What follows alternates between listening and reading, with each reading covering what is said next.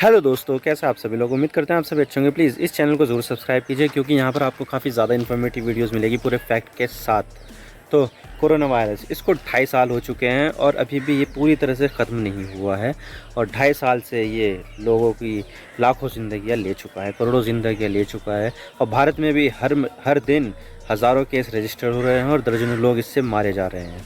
WHO यानी कि world health organisation ने कोरोना वायरस को एक पेंडेमिक कहा था और ये बोला था कि हर देश को इसके लिए तैयार होना चाहिए और इससे लड़ने के लिए माकूल इंतज़ाम करना चाहिए।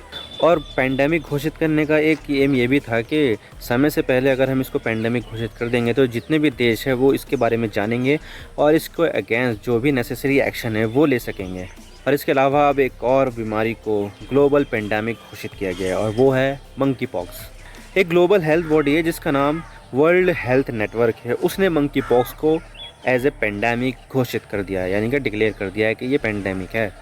और इस वायरस के 3,417 केस अभी तक सामने आ चुके हैं, वो भी 58 देशों में। तो आप सोच सकते हैं कि 58 देशों में अब ये बीमारी आ चुकी है तो क्या ये पेंडेमिक नहीं होगा? बिल्कुल होगा ये। तो क्या है ये मंकी पॉक्स और इसके बारे में क्या क्या बातें की जा रही है, आज इसके बारे में पूरी डिटेल के साथ बात करेंगे। लेकिन उससे पहले हम न्यूज़ आर्टिकल्स देख लेते हैं।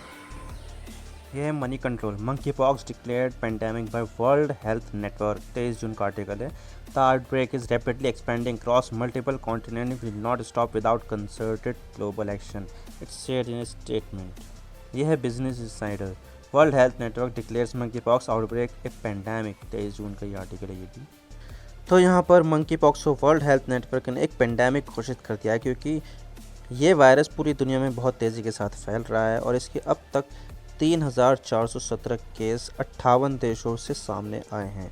और यहाँ पर WHN ने कहा है कि मंकी पॉक्स बहुत ही तेज़ी के साथ दुनिया भर में फैल रहा है और कई महाद्वीपों में इसने अपने पैर पसार लिए हैं और ये नहीं रुकेगा जब तक इसके खिलाफ कोई ग्लोबल एक्शन नहीं लिया जाता। इस रिपोर्ट में ये भी कहा गया है कि मंकी पॉक्स में स्मॉल पॉक्स के कंपैरिजन डेथ रेट तो कम है, लेकिन मिलियंस ऑफ पीपल मारे जाएंगे और इससे ज़्यादा अंधे हो जाएंगे या फिर विकलांग हो जाएंगे और इसको रोकने के लिए हमें एक्शन लेना ही होगा। अब यहाँ पर मंकी पॉक्स को ग्लोबल पेंडेमिक डिक्लेयर करने का मकसद है कि अगर इसे ग्लोबल पेंडेमिक घोषित किया जाएगा तो ये ज़्यादा से ज़्यादा देश इसके बारे में जागरूक होंगे और इसके फैलने से रोकने के लिए कदम उठाएंगे। लेकिन इसमें स्मॉल पॉक्स का नाम आ रहा है, तो क्या है ये स्मॉल पॉक्स बीमारी और ये मंकी पॉक्स क्या है? तो देखिए, monkey pox small pox family की ही बीमारी है जिसे कलेक्टिवली ऑर्थोपॉक्स वायरस कहते हैं और ये ऑर्थोपॉक्स वायरस फैमिली का वायरस है जिसमें स्मॉल पॉक्स भी आता है। और मंकी पॉक्स बीमारी जब किसी को हो जाती है तब भयंकर दर्द होता है और शरीर पर रैशेस बन जाते हैं, जैसे कि आप देख रहे हैं ये हाथ पर है, कलाइयों पर है और पूरे शरीर पर इस तरह के रैशेस बन जाते हैं जो बेहद ही ज़्यादा दर्द हमारे शरीर को देते हैं और इतना दर्द होता है जिससे मरीज़ को अस्पताल में भर्ती होना पड़ता है और इससे जान भी जा सकती है और इंसान अंधे भी हो सकते हैं और लॉन्ग टर्म की डिसेबिलिटी हो जाती है। और इसका वायरस से सबसे ज़्यादा छोटे बच्चे, प्रेग्नेंट महिलाएं और जिन लोगों की इम्यूनिटी पावर कम है उन्हें तकलीफ़ होती है। इस बीमारी को और बेहतर तरीके से जानने के लिए और इससे कैसे बचा जाए वो सब जानने के लिए मैंने मंकी पॉक्स के ऊपर एक वीडियो बनाई है। उस वीडियो का लिंक मैं आई बटन पर दे दूंगा ऊपर और नीचे डिस्क्रिप्शन में भी दे दूंगा। और इस तरह से देख सकते हैं आपके किस तरह से ये रैशेस हो गए हैं जो बहुत ही बेहद ज़्यादा दर्द देते हैं, ये बच्चों को बहुत ज़्यादा तकलीफ़ होती है।